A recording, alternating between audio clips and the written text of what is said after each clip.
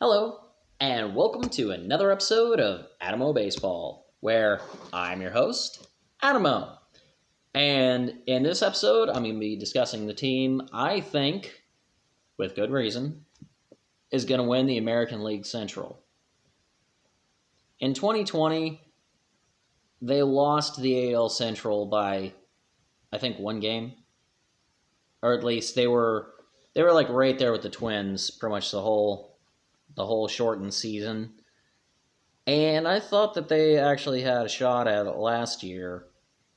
I didn't think that they were going to win it, but I thought that they were going to make a playoff spot, and they did. And it wasn't because of the extended playoffs. They actually earned a playoff spot. And I think that this year they win the AL Central. I won't say that they advance around, but I think they got a legit shot at the American League Championship Series. They're not going to the World Series. I don't think they're there yet, but they do have young talent. They do have a lot of talent all the way across the board. The roster is stacked. I'm not just talking like there's some home run power here, but there's so much more than home run power. This team has got pretty much everything you could want. And I think, I truly believe that this is going to be a team we're going to be watching for the next 5 or 6 years. Now, I don't think that they're going to win the division for 5 or 6 years straight. But I do believe that this is a division that's going to be winning a lot of divisions over the next decade. They may not keep this core the whole time. They won't have to. But they got a lot of young talent, and I think that it's going to be set for a while. So, as always, I'm going to go ahead and get into the lineup because that's just the right place to start. So, leading off, as has been the case for the last couple of seasons, Tim Anderson, shortstop. He is debatably one of the best shortstops in baseball. Now, I know, this is per, the last week. Fernando Tatis signed a 14-year, $300-some million contract. It really doesn't matter what the number is at this point. And they're talking about him being possibly the best shortstop. I think Tim Anderson can compete. The only thing that would give Tatis the leg up is power. Tim Anderson doesn't really hit for power, but he doesn't have to. He's a great leadoff guy, and if you got a shortstop that can hit leadoff, you keep him. So, yeah, he's quick. He gets on base. He does walk. He hits. If you need him to hit a home run, he can do it, but it's not really his job. So, yeah, you're looking at a stud leadoff guy, as well it should be. Batting second, Johan Moncada, third base. I doubt I said his name right, though I would be super impressed if I did. I just looked up some stuff on him, and it looks like he's starting to go in the right direction. He didn't exactly play great last season, but again, 2020 is an aberration. I'm not just saying that for him. I'm saying that for everyone in every aspect of life in general, planet Earth, outer space aliens, everybody. So I don't think that 2020 was a good representation of Johan, and I think that he gets back to his 2019 form, which was pretty good as a hitter. Now, granted, third basemen usually don't hit the ball very well, but I think he's going to be moving in that direction, and I think that having him bat second is the right decision. Just my thoughts. Batting third, this is just weird. having a catcher bat third, Yasmani Grandal. So he's very famous for being on a lot of those Dodgers teams that came up short. Wasn't always his fault. One season he wasn't exactly great. He's not known for his postseason prowess, but he could, if he gets back to being that stud behind the plate guy to complement his bat, then yeah, you're looking at one of the best catchers in the game. There's a reason why people spend money on him. His 1-year contract with Milwaukee, they went to the National League Championship Series. They were 1 game away from the World Series that year. And frankly, there's no reason to believe that he can't get back to that form. And they got him batting third, so I have no reason to believe that he shouldn't be at that form this season. And this is per MLB.com, where I got this. I only used Rodon for the bullpen. Don't ask me how I got that. But MLB.com sent me an email, amazingly, with every team's projected lineup and rotation and closer, but they didn't give me a bullpen. So I had to go through other things. And that's where I got this. That's why I have Yasmani Grandal batting third. And it makes sense. It really does. He does have the kind of bat that can... Your 3, 4, 5 guys are your put it out of the park guys, and he deserves to be in that position. Batting fourth, this should surprise no one, Jose Abreu, first base. Dude's a slugger. He's a good slugger. And he can put it out of the park at most any time. So there's no reason not to have him batting cleanup, as well he should. Batting fifth, left fielder Eloy Jimenez. He didn't have a great 2020, but again, 2020 was more of an aberration. And he had a really good 2019. 2019 was like his rookie year, I think. Yeah, it was. And he played pretty well that year. So there's no reason to expect him to have anything less than a really good year. Batting sixth, Luis Robert. It's spelled Robert. I don't know if it's Robert or if it's Robert. It could be. Plays center field. There wasn't a whole lot on him. I think last season was his first year. And I keep going on and on about how 2020 was a figment of our collective imaginations when it comes to baseball. So, outside of the 2 best teams going to the World Series,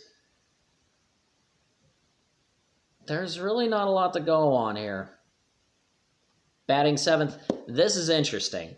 All right, so again, MLB.com is where I got this lineup. Designated hitter, Andrew Vaughn. When I looked him up, he is a non-roster invitee to spring training. What that means is it's not a guarantee that he's going to make the team. It means that he's going to come to spring training, which is justified. He gets to come to spring training, and he could make the team right away. Most non-roster invitees don't. Usually, you'll have 3 or 4 per year that do. But again, that's 3 or 4 in Major League Baseball. It's pegging him as one of the guys who's going to be able to do it. You don't usually have your designated hitter bat 7th. But hey, if he can do it, by all means, more power to him. Batting 8th, Adam Eaton, right field.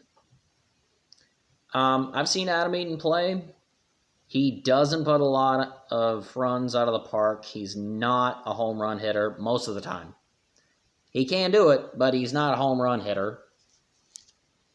Then, honestly, I think I'd rather have him bat ninth. Because whenever he was in Washington, and he was in Washington for a while, he led off for the Nats. Because the top of the lineup for the White Sox is very, very good in terms of bat speed, or like foot speed. I think having Adam Eaton bat ninth rather than eighth, my opinion, I will own that, would probably be better because it gives you speed going into the top of the lineup. It's something a lot of people don't think about when making lineups is your ninth guy in the row, or your ninth guy in the lineup. Usually it's like, yeah, that guy's just going to strike out, or if it's in the National League, it's the pitcher. Well, apparently they've got Tony La Russa coming back to baseball and coaching the White Sox. Well, La Russa is known for putting a speedy guy ninth in the lineup. He usually had his pitcher bat eighth so that they could go back into the top of the lineup without having to, start over. So, yeah, Adam Eaton, it makes sense there. And batting ninth, second baseman, Nick Madrigal. I researched him right before I recorded this episode, and I got nothing. Seriously, I got nothing for this guy. He's batting ninth. That's all I can really say about him. The rotation, this is an interesting case. So last year was supposed to be Michael Kopech's breakout year. I looked it up because I didn't find his name on the rotation, and I was like, why is he not here? He's in the minors right now. I don't know why. I don't know what's going on with him, but yeah, he's technically on their AAA roster. So he comes back into the roster, working out whatever issues he's got. Then he can come back and lead this rotation, which I gotta admit, it's a pretty good rotation. It's not the best, and it's why I don't think they're going to go to the ALCS, but I do think that it's strong enough to get them to a division title. First in the rotation is Lucas Giolito, and of what I've researched, he is trending in the right direction. I don't necessarily think he's an ace, but he is definitely going in the right direction and has been for the last few years, and he should continue to go in the correct direction and make himself a very good pitcher. Personally, I think I'd put him second or third in the rotation, but hey, they're going to do what they're going to do. Pitching second, a very famous Cy Young winner, Dallas Keuchel. He was one of the guys that took Houston to the World Series in 2017. I know, the sign stealing scandal, forget that for a moment. But Dallas Keuchel is one of the guys who made Houston good in the first place before they had A.J. Hinch. He was one of the guys that got them into winning position before that season. He's the one that started getting them into the postseason the several years before that. So, and he actually is a really good pitcher. He's a really good left-handed pitcher. You don't get a lot of those. My dad used to tell me, a left-handed pitcher in Major League Baseball is the equivalent of a right-handed pitcher in AAA. Well, Kokel's not. He's a Major League level pitcher. That's why he's good. Pitching third, Lance Lynn. I used to watch the St. Louis Cardinals a lot, like a long, long time ago, and he was a consistently good pitcher in St. Louis for, I think, 5 years. Then he played a season with Minnesota. It was not good. It was not good. And then he played a season with the Yankees. A little better, but still bad. But the last couple of seasons, he's been in Chicago, and he's been pitching pretty well. Like, he's getting back to that St. Louis form. No, it wasn't the Twins. It was the Rangers. He pitched with the Rangers for a season. For a couple of years. It was the Twins, then it was the Yankees. He pitched for the Rangers for a couple of years, started getting back to that St. Louis form, and now he's a White Sox. This will be his 11th season in the bigs, and I think that he actually could be like a surprisingly good pitcher this season, and he may be one of the things that actually gets the White Sox rotation some respect this season. Apparently, one of the things I've read is that the bullpen is what really held up the White Sox last year because their rotation was having trouble making it 5 or 6 innings, which may be why Kopech is down in the minors. But I think Lance Lynn is really going to bring some stability to the rotation. And they have him third, which is probably where he should be, at least for right now. So I think he could be an all-star. Usually only aces make the all-star game, but I think he could be an all-star. Pitching fourth is Dylan Cease. Cease or Cease. Cease. I don't know how to say his name. And I'm man enough to admit that. For a fourth guy in the rotation, he's actually pretty good. He's not necessarily... Well, actually, looking back, he only pitched last season, and he had like a 4.01 ERA, if I recall correctly. So, there's not really a lot of data to go on, but at the same time, in an aberration year, he didn't pitch poorly per se, but he certainly could be... He could certainly hold up the back end of the rotation well enough. You usually don't expect your 4 guys or your 4th guy in the rotation to get 15 wins. You usually expect them 12. Usually you think of them maybe having a 500 record. You don't necessarily think that they will have a 500 record. And then the 5th guy in the rotation, the one you expect to have a losing record, Carlos Rodon.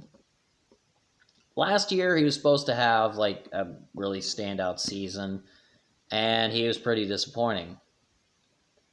I was perusing an article real quick. Apparently, he's actually trying to get his starting rotation spot back because the White Sox signed Lance Lynn. It actually is talking about losing faith in Rodon. So they're actually having Rodon try and get his starting rotation spot back. If he can do it, by all means, I fully support that. I have no issue with the man personally, mostly because I know nothing about the man personally. So I think that he's at least good enough to, 1, make the rotation, and 2, to stay in the rotation, and 3, be able to hold up the back end. Worst case scenario. That's what I think is the worst case scenario. You be the judge. For the closer, they signed Liam Hendricks. He's been in Chicago for a long time. He was in Philly for a while, and he's got a lot of starting experience. He's been around the league a while, and he actually was considered one of the surefire signings of this offseason. So it is very likely that Liam Hendricks will have a very good year. Look for about 30-plus saves out of him. Then for their bullpen, I was mentioning earlier that their starters are having trouble making it past 5 or 6 innings. Well, their bullpen is what was holding them up, and they were led by Andrew Bummer and Evan Marshall. I looked at their ERAs and stats and whatnot. Those guys are good. Like, they can hold up the rotation itself. So look for those guys to be legit setup men and get the rotation to Hendricks and be able to keep the White Sox fully immersed in the AL Central Division race. I don't think that the Twins are bad, but I do think that they'll take a little bit of a step back. Not because they're doing anything wrong, but because the White Sox are doing everything right. Well, not necessarily everything, but I think that they're doing a lot of things right that could move them into division contention. Again, it's not their year to win the World Series. But 2023, don't be shocked if they're fully immersed in that position. I don't know what their farm system looks like, but hey, if their farm system is good enough to put Andrew Vaughn into the bigs this season, they may have some other guys that can legit make a difference going down the road, and this team could make a run in the next couple of years to come. So those are my thoughts on the Chicago White Sox. And if you'd like to let me know your thoughts, you can do so on Twitter at Animo Baseball Podcast. As of right now, I haven't had a chance to work it out yet, but I'm about to get that thing, back online and whatnot. And then you can email me at eladamo89@gmail.com. If you would, I put a request at the end of last season if you want to do an interview of some kind or if you want to just talk baseball.